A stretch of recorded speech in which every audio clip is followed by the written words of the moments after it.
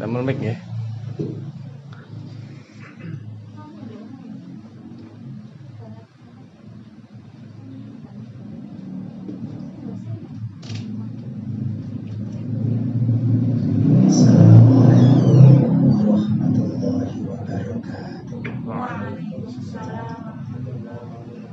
Bismillah, alhamdulillah, wassalatu wassalamu ala rasulillah Sayyidina wa maulana Muhammad ibni abdillah, la hawla wa la quwata illa billah, amma ba'd. Hadratil muhtarami muhtaramat para kiai, semua dewan guru Rawsan Fikr yang semoga dipanjangkan usianya, disehatkan jiwa raganya, dilimpahkan rezekinya, walaupun dalam situasi lockdown. Ono sing ngarane arek gak lockdown pancet tulen. Semoga pertemuan kita ini diberkahi oleh Allah Subhanahu wa taala. Ala hadinah wabi syafaati Rasulillah SAW dan semua pendiri Rawsan Fikr, dewan guru, wali santri, santri murid, dan siapapun yang terhubung dengan perjuangan di Rawsan Fikr, semoga dibahagiakan dunia akhiratnya. Al-Fatihah. A'udzubillahi minasyaitonirrajim. Bismillahirrahmanirrahim. Alhamdulillahi rabbil alamin, arrahmanirrahim, maliki yaumiddin. Iyyaka na'budu wa iyyaka nasta'in, shiratal mustaqim, shiratal ladzina an'amta 'alaihim ghairil maghdubi 'alaihim waladdallin. Amin. Pemirsa dan hadirin yang dibahagiakan Allah Subhanahu wa taala, kita akan bahas tentang qaulnya Imamuna Asy-Syafi'i radhiyallahu anhu. Ada ungkapan syair, Idzal mar'u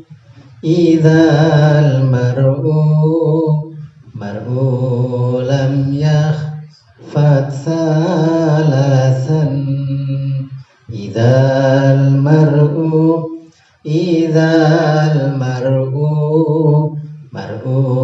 lam yakhfat thalathan, fabi'hu walau bikafin min rahmati, lau bikafin min rahmati. Ibadallah rijalallah aghithuna li ajalillah. Ibadallah rijalallah aghithuna li ajalillah, wa kunu aunana lillah, asanahullah bifadlillah, asanahullah bifadlillah. Imamuna Asy-Syafi'i, wali agung yang mazhabnya diikuti mayoritas umat Islam sampai ila yaumil qiyamah, dawuh berkata, manusia itu kalau memegang 3 prinsip ini akan menjadi orang yang sangat mulia. Dan jika meninggalkan 3 prinsip ini, maka dia tidak ada harganya. Ibarat apa? Ibarat seseorang yang menggenggam 1 abu 1 genggam, dibawa ke pasar-pasar, ditawarkan banyak orang, ayo abu, siapa yang mau beli abu? Pasti orang tanya, mana? Ini 1 genggam. Kira-kira gimana Pak Ustadz? Nah, sama ini stres, tawaras. Masa satu genggam ditawarkan? Apa 3 hal ini? 1. Wafa'un lis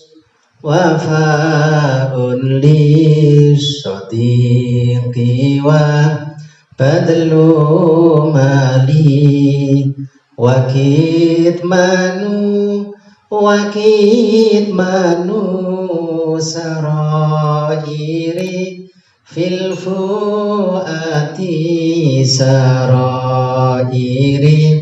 fil fuati wafa'un lis sadiqi wa badlu mali wa kitmanu sarairi fil fuati sarairi fil fuati. 1. Wafa'un lis-shadiqi, kalau punya janji ditepati. Sallallahu alaihi Muhammad. Ibu-ibu, bapak-bapak, namanya manusia pasti pernah dijanjiin seseorang. Bagaimana rasanya Mas kalau enggak ditepati? Loro hati. Terus nyetatos nang bukti bayi remi mek ngono tok. Sallallahu Muhammad. Jadi sungguh orang sering ingkar janji itu derajatnya sungguh direndahkan oleh Allah di hadapan Allah, di hadapan sesama manusia. Kalau di lingkungan pendidikan untuk anak-anak itu biasanya kalau mengajarkan biar mudah dipaham, tidak nyanyian gampang arek gelis apal. Kalau hadisnya ciri-ciri tanda-tanda orang munafik 3. Apa nana? 1, apa ya? Pasti ada yang lupa, ada yang ingat. Pasti di antara ingat jawab. Jika berkata ia dusta. Nomor 2 apa nana? Jika berjanji ia ingkari. Nomor 3, jika diberi amanat ia khianati. Ini ki guru-guru Rasul pikir pamane ibu-ibu senengane semulan. Sallallahu Muhammad.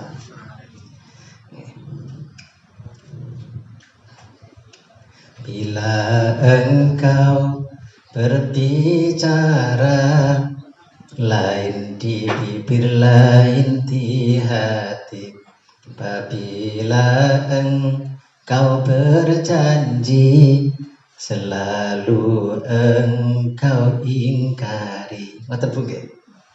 Dan bila kau dipercaya, lalu kau mengkhianatinya, lalu kau mengkhianatinya. Itu munafik namanya, itu munafik namanya. Masa wabu awe dewe liru titik tuh dulu munafik lawor atine. Nggih, kata-kata enggak enak. Sallallahu alaihi Muhammad. Hadirin mustami'in mustami'at pemirsa Dewan Guru. Sebenarnya munafik itu yang sebenarnya itu kitmanul kufri fil qalbi. Ini munafik yang sebenarnya. Apa itu? Menyembunyikan kekafiran di dalam hati. Ini munafik yang sebenarnya. Makanya dalam hadis ayatul munafik itu tanda-tandanya. Apakah dia munafik? Kita tidak tahu, tapi itu tandanya. Munafik yang sebenarnya kitmanul kufri fil qalbi, menyembunyikan kekafiran di dalam hati. Lho masih mau munafik, kuplukan ya iso, sarungan ya iso. Jubai malah duwawa. Malah serban sak gerdu lho lah. Sallallahu Muhammad bisa. Jadi nomor satu itu jika berkata iya dusta. Nomor dua jika berjanji iya ingkari. Nomor tiga jika dipercaya iya khianati. Kembali pada Imam Syafi'i. Jika seseorang ini sering ingkar janji, pasti direndahkan di hadapan Allah, di hadapan sesama manusia. Ini kilo wapot, orek yo gak penak, golek utangan yo kangelan. Ibu nggih. Sallallahu Muhammad. Nah, seperti itu. Nomor dua, wabadlu mali. Jika seseorang diberi kelebihan harta, diketahui saudaranya, tetangganya, masa Allah bolak-balik panen deh. Wong ikut dagang ngopo, wae sukses kanthi potongan dene. Ngoten. Mari kerugian akeh. Ngono kok dilupulih maneh mobil anyar, maneh sukses maneh. Anjene jenenge potongan takdir sugih. Ketika masyarakat tahu dia kaya, banyak berlebihan harta, kok tidak ada dermanya, pasti dijemooh oleh tetangga. Wis ora disenengi. Coba bapak-bapak ibu-ibu umpama duwe tangga lumah dermawan, seneng napa mboten Bu? Sawana bolak-balik takir mara. Bolak-balik lele mara. Assalamualaikum yuk esok-esok. Padahal poso niki. Waalaikumsalam. Napa? Sampeyan kersa niki ya. Napa niki? Iki iwak bandeng. Kala wingi dulure bapake ngriki mboten kuwatan. Jangan kersa. Ya apa jawab Bu? Jawab wong sono fikir. Maaf Bu ya, tidak ada doa untuk menolak rezeki. Sallallahu Muhammad. Meneng lah. Maaf Bu, tidak ada doa menolak rezeki. Nah, seperti itu. Seneng sore dulur moro cacak iki mang enek bandeng 5 kilo jek nang kulkas belum dimasak. Nek sampean mau bawa monggo ambil separuhnya. Senang. Ini wabadlu mali. Orang hidupnya akan mulia ketika ia berada dan ia mau derma. Sallallahu Muhammad. Lah orang derma kan berarti dermawan. Nek Kanjeng Nabi oleh dawuh as-sakhiyu qaribun minallah. Orang dermawan itu suka membantu, suka sedekah itu dekat dengan Gusti Allah. Qaribun min rahmatihi, dekat dengan kasih sayang Allah, disenengi Gusti Allah. Maka pernah Sayyidina Ali ditimbali Kanjeng Rasul. Ya Ali ta'al, kamu kesini. Ya Rasulullah. Ali tak kasih tahu ya. Apa ya Rasulullah?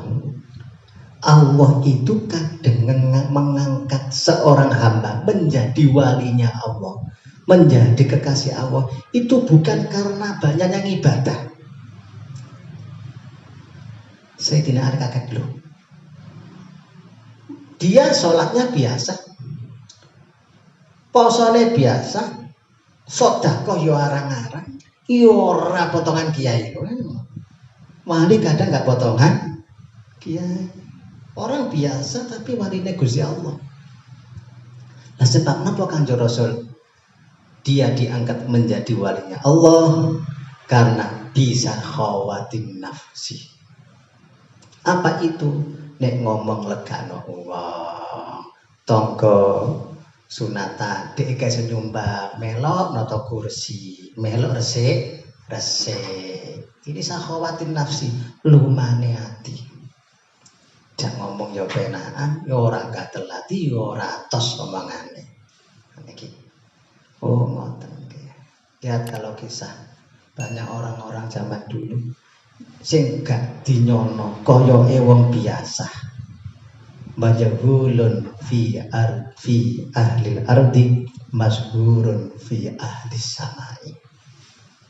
Ada hambanya Allah di muka bumi iki gak dianggap wong, kedatangannya gak direken wong, dicuekin orang, kepergiannya tidak pernah ditanyakan, dia sakit tidak ada yang menjenguknya. Umpama ngelamar wong wedok jelas ditolak, hanya potongannya elek. Tapi masyhurun fi ahli samai, di kalangan penduduk langit para malaikat telah memujanya. Ternyata dia warine Gusti Allah. Dia iku ndonga.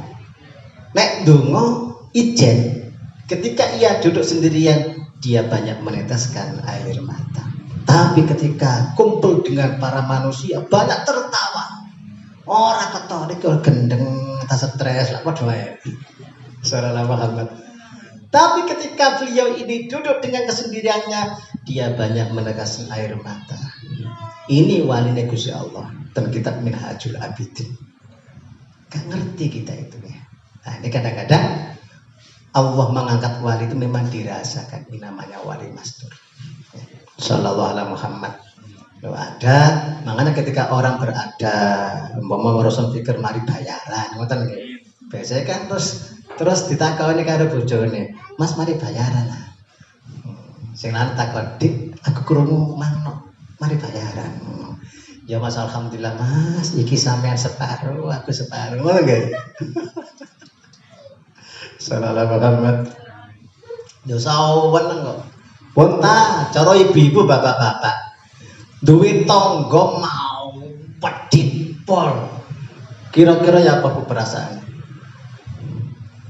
Wis dijajari, longgo dijajari mau pedit, kira-kira pikiran keganggu enggak ini? Keganggu mau pedit jajar aku rek. Sallallahu Muhammad. Oke, lah ini. Orang dermawan yang samping dekat dengan Allah, dekat dengan kasih sayang Allah, qaribun minan nas, koncone akeh, pengatur akeh, bolone akeh. Mangane wong dermawan niku bolone mesti akeh. Kuno waktu zaman politik, ono caleg kok luman akeh dadi timbang gawe. Sallallahu Muhammad. Guru mulia kita Al-Mukarram, semoga diberi kesehatan afiat, Kiai Haji Hafid Masum. Niku dulu orang apa? Guru kula di IKH. Beliau orang sangat hebat, konsisten dengan pendidikannya. Makanya kapan kok beliau mendirikan ini, Rasul Fikr ini besar. Salah satunya faktor besar adalah memang pemikiran Kiai Hafid Masum. Semoga beliau sehat walafiat. Sallallahu Muhammad. Niki. Jadi orang dermawan itu dekat dengan manusia, banyak temannya. Puntaten pundi-pundi mawon, di mana saja orang dermawan pasti dicintai banyak orang. Yang keempat, orang dermawan itu qaribun minal jannah, dekat sekali dengan surga. Artinya apa? Orang dermawan itu pantas menjadi penduduk surga. Disatru karo neraka. Makanya pintu surga itu, setiap pintu surga 8 ada tulisannya, kaligrafinya. Inna fi babil jannati maktuban. Di setiap pintu surga itu ada kaligrafi. Anti muharramatun ala kulli bakhilin wa akin wa mutakabirin wa bakhilin. Surga engkau itu diharapkan satu bagi orang yang medit, gak tahu weweh, gak tahu sodako, zakatnya mau sodako. Dua, anak yang berani menyakiti kedua orang tuanya. Yang ketiga, wanamamin, dan orang yang mengadu domba, provokator. Dewan Guru saya muliakan. Sekarang kan ada kayaknya amar ma'ruf, kayaknya nahi mungkar, kayaknya pakaiannya bagus, dilihat wah. Tapi ketika ceramah isinya ini provokasi. Mari ceramah, akhirnya ngobrak-ngabrik sih nggak bener. Ini kan berarti bukan amar ma'ruf nahi mungkar, tapi nyamar ma'ruf nyambi mungkar. Nyamar ma'ruf nyambi mungkar. Apa berarti ini? Jadi kejahatan dibalut dengan agama. Ini merusak agama. Jadi agama dirusak oleh orang-orang mereka sendiri. Sallallahu alaihi Muhammad.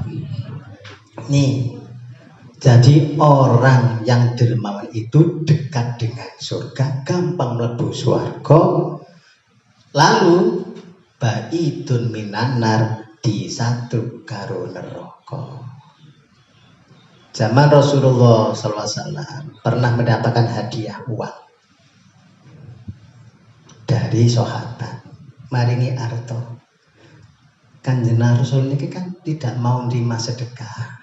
Wa ahli baiti ila yaumil qiyamah. Rasulullah dan ahli baitnya ila yaumil qiyamah haram menerima sedekah. Tapi halal menerima hadiah. Terami hadiah uang. Sayyidatuna Aisyah ditimbali, ya Humaira sayang, aku duwe dhuwit. Cara ibu ditimbali garwane sing lanang, dik aku duwe dhuwit akeh rene kira-kira wakas ta. Wakas. Sallallahu Muhammad. Semangat. Kan saiki ibu vitamin A ya wis enek, B ya enek, C ya ana, D iki ibu dhuwit iki lho karane. Sallallahu Muhammad. Vitamin D itu memang perlu duit. Sayyidatuna Aisyah ditimbali Rasulullah, ya Humaira, sampean ke pasar ya sama teman ini, belilah budak. Apa maksudnya Rasulullah memerintahkan istrinya yang terzina membeli budak? Untuk membantu Siti Aisyah kerjaan rumah tangga. Ini kejari sing wedok-wedok. WA bojone, Mas, ngono pengajian, Mas. Iku lho contone Kanjeng Nabi. Seneng ngenteno sing wedok sampai dibelani golek burung. Ngono. Mas lanang kan sampai gapatan duit iki ana lockdown. Ya. Saiki kan akeh kena ODP, gak wis tato, orang duwe penghasilan. Sallallahu Muhammad. Sing lanang bales, Dik. Sampeyan bener, ngajine nggih bener, pengajiannya juga benar. Rasulullah sangat sayang kepada istrinya sampai dibelani beli budak. Ngoten. Akhirnya sing lanang jawab WA, ya Dik cara aku sugih temen sampeyan tak gono rewang. Cek enek sing ngewangi resi-resi oma, cek enek sing ngewangi umbah, cek enek sing ngewangi korah, ngoten. Sepurane Dik, sepurane aku ya Mas, ngono. Lah kok sing lanang ngrungokno pengajian live rawusan fikih. Diterusno ngajine kiai ini. Kanjeng Nabi dawuh, wong wedok iku nek masak makanan beras satu itu loh menghapus dosa 10. Diangkat derajatnya 10, kemudian diberi pahala 10. Dah niyo anake ku akeh. Ganjarane wong wedok gak entek-entek. Pantes munggah swarga. Nah, nek ditandangi buruhe kasih itu oleh ganjaran akeh. Ini kesilanan WA, Dik, kurang otak gak Dik gimana Dik? Sallallahu Muhammad. Siti Aisyah berangkat ke pasar. Begitu budak dipilih yang terbaik, lah kok uang ini pas habis. Dibawa pulang ke rumah budak itu. Belum sampai di rumah, malaikat Jibril diperintah Allah Subhanahu wa taala mendatangi Nabi Muhammad sallallahu alaihi wasallam. Dawuh Kanjeng Rasul, Sayyidatuna Aisyah beli budak. Budak iku wakas. Mangane gak akeh, turune gak akeh tapi akeh. Sak senenge ndek karyawan ngoten. Gak patek dimuan, gak pengen nuntutan, kerjane apik. Sawan. Makanya guru kene rata-rata kan wedok. Gak patek nuntutan. Salamat. Ya satu sawan. Nek guru protesan, nek sumpek yo an. Hadirin rahimakumullah. Ketika budak belum nyampe rumah, malaikat Jibril datang memberikan kabar begini, ya Rasulullah. Budak yang dibeli Nyai Aisyah itu luar biasa tenaganya, luar biasa kerjanya. Tapi budak yang dibeli itu namanya sekarang sudah ada di dalam api neraka. Pun ngoten mawon, malaikat Jibril pamit. Nggak lama Siti Aisyah rawuh datang. Ya Humaira, mari salama. Ya Humaira pun jenengan lebet. Kersane budak teng mriki mau dijak omong-omongan. Mbak, sampean tidak jadi kerja di sini ya. Sekarang sampean saya merdekakan. Alhamdulillah, matur suwun Kanjeng Rasul. Tapi sampean wis gak nek kene maneh lho, gak kerja ning kene. Sekarang pulanglah ke keluarga sampean. Tapi tunggu sebentar. Rasulullah masuk ke rumah sebentar, mengambil satu keranjang gesit isinya kurma. Niki Mbak ndamel sangu. Bapak Ibu mari medhaya. Terus mulai disangoni niki piye rasane?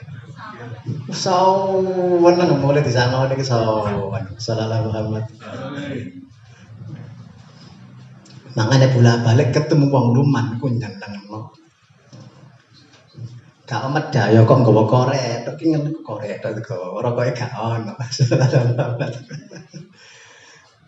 Kemudian budak ini pulang.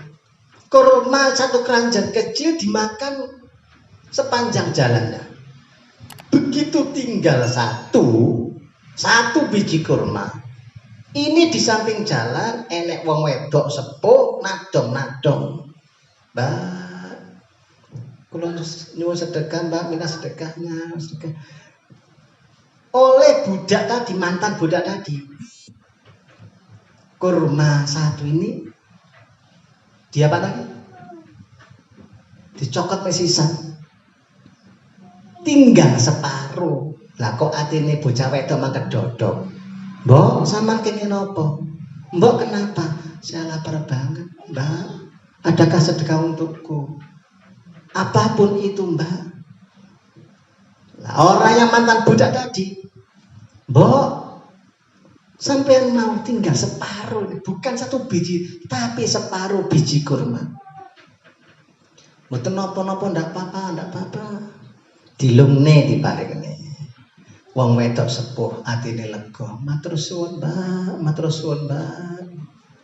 Terus ngombe banyu putih lega atine ndonga.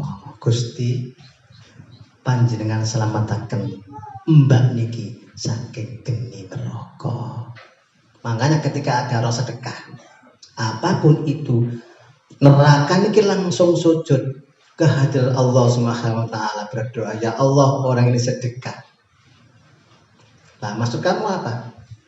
Ya Allah, kami mohon kepadamu, kata api neraka, jauhkan orang sedekah ini dari siksaku. Menjadi mafhum mukhalafah, ketika orang sedekah dimintakan ampun selamat oleh neraka agar nggak masuk neraka, berarti sebenarnya dia masuk surga. Sallallahu Muhammad. Loh, langsung Kanjeng Nabi didhawuhi malaikat Jibril. Maka Jibril dapat informasi WA kok bisa Allah. Jibril dalam saiki nang Muhammad. Wong wedok sing jenenge kon neraka mau saiki wis tak pindah nang swarga. Langsung malaikat Jibril datang kepada Kanjeng Nabi Muhammad sallallahu alaihi wasallam. Matur.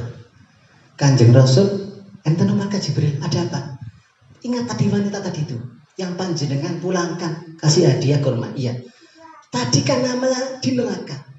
Ini barusan saja Allah memberikan info kepadaku, sekarang namanya ada di surga. Gurung sampai setengah jam. Langsung Kanjeng Rasul mengejar wanita tadi supaya bertemu dan dijak pulang ke rumahnya. Mbak, tadi jauh ketemu, Mbak. Pinarak sekedap. Mbak, berhenti wanita tadi itu. Ada apa ya Rasulullah? Mari kembali ke rumah aja. Pun sekarang menjadi temannya istri saya untuk nama kerja. Kata tadi nggak boleh. Kanjeng Rasul baru ngasih tahu. Mbak, maaf ya. Tadi itu malaikat Jibril datang kepadaku sebelum engkau datang ke rumahku. Mengabarkan bahwa maaf, nama panjang itu ada di api neraka. Tapi sekarang sudah pindah di surga. Mbak sama lo punya amalan apa? Wanita tadi menjawab, maaf Kanjeng Rasul, saya nggak punya amalan apa-apa. Saya itu bukan orang baik. Coba para ustadz, nenek wong apik ngaku aku gurung dadi apik guys, gurung dadi wong apik. Niku apik ta mboten? Nek wong pinter ngaku pinter elek. Pinter ngaku goblok apik, goblok ngaku pinter. Inna lillahi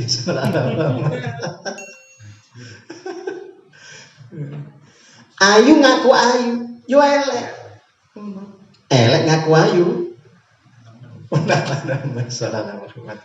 Akhirnya gimana? Coba ingat Mbak, amalan apa yang menyebabkan barusan saja nama panjangnya ada di neraka sekarang pindah ke surga? Diingatkan, mboten enten Kanjeng Rasul, kula mboten ada amalan napa-napa. Mboten ada amalan napa-napa. Begitu Rasulullah mengulangi lagi, coba Mbak diingat, barusan sampean punya amal bagus yang bisa memindah nama panjenengan di neraka sekarang menjadi penduduk surga. Amal apa Mbak? Baru diingat, ala Kanjeng Rasul. Nek kula eling-eling gini kiwau kula niku maringi tiyang kurma sigar. Kurma namung separuh Kanjeng Rasul. Bukan kurma utuh satu biji boten, tapi separuhnya. Baru Rasulullah dawuh. Ini munculnya hadis. Fattakun naro walau bisikki minat tamroh. Jagalah diri kita, diri panjenengan dari siksa api neraka walaupun hanya sedekah sak separuh kurma. Ini banyak dalam hadis ini juga kisah-kisah itu. Kadang hal yang kecil menjadi sebab dia selamat dunia akhirat. Wala tahqironnal ma'rufa sayyi'an. Jangan engkau anggap remeh pekerjaan yang baik walaupun itu kecil. Karena kadang sebab pekerjaan yang kecil itu engkau diselamatkan oleh Allah Subhanahu wa taala. Bagaimana Imam Ghazali memberikan minum lalat. Lalat masuk surga. Kita tidak tahu. Wanita zaman Rasulullah, wanita agak nakal itu memberikan minuman anjing. Husnul khotimah masuk surga, kita tidak tahu. Maka dari itu hadirin hadirat mustami'at pemirsa, dengan kisah yang macam-macam itu semua ada hikmahnya. Pertama, sesama manusia tidak boleh menjustifikasi derajat seseorang.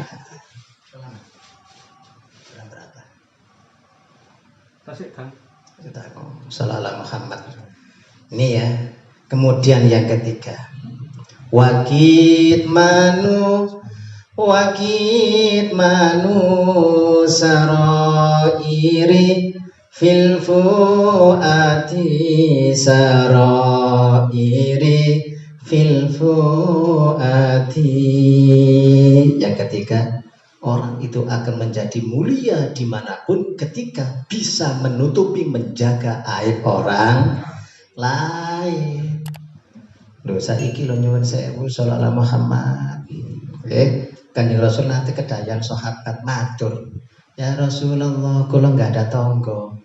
Loh, urusannya kali kula napa cara saiki? Tonggo kula Kanjeng Rasul kathiru sholatiha, sholati hebat, mesti jamaah.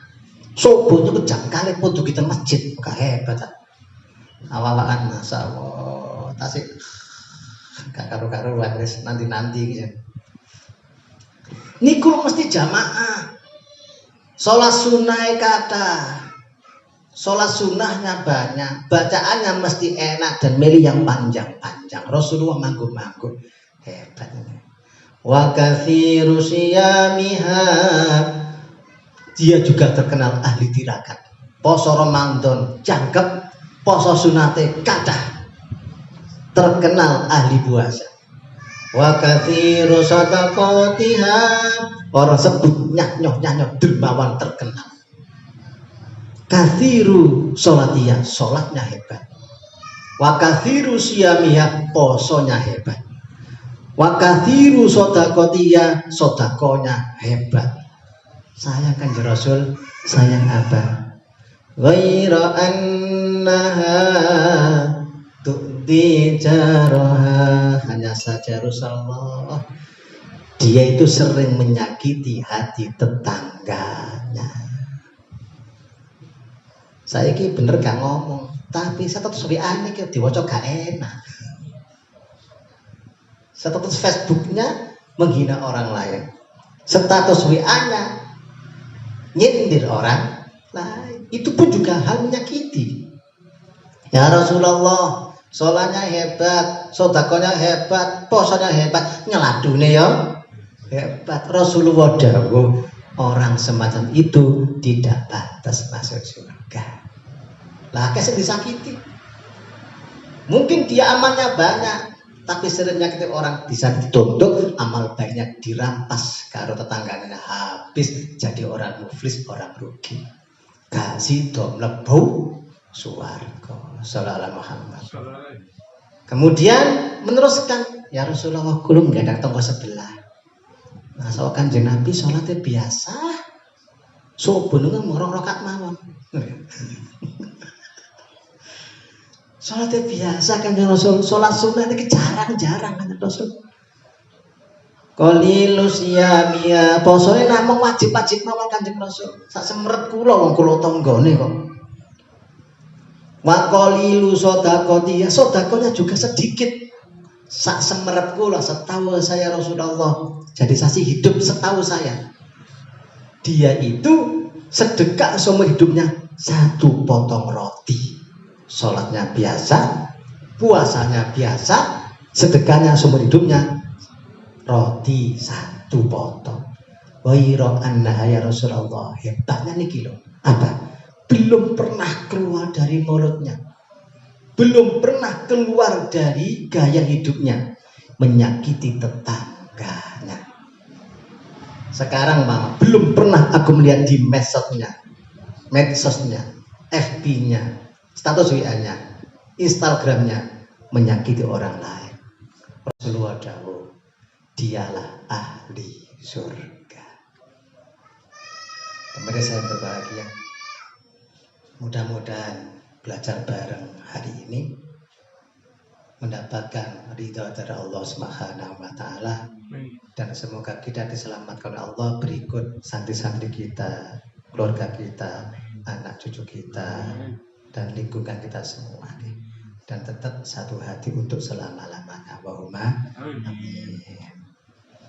Demikian, kiranya mohon maaf. Ihdinas shiratal mustaqim. Assalamualaikum warahmatullahi wabarakatuh. Wa sallallahu ala sayyidina Muhammad.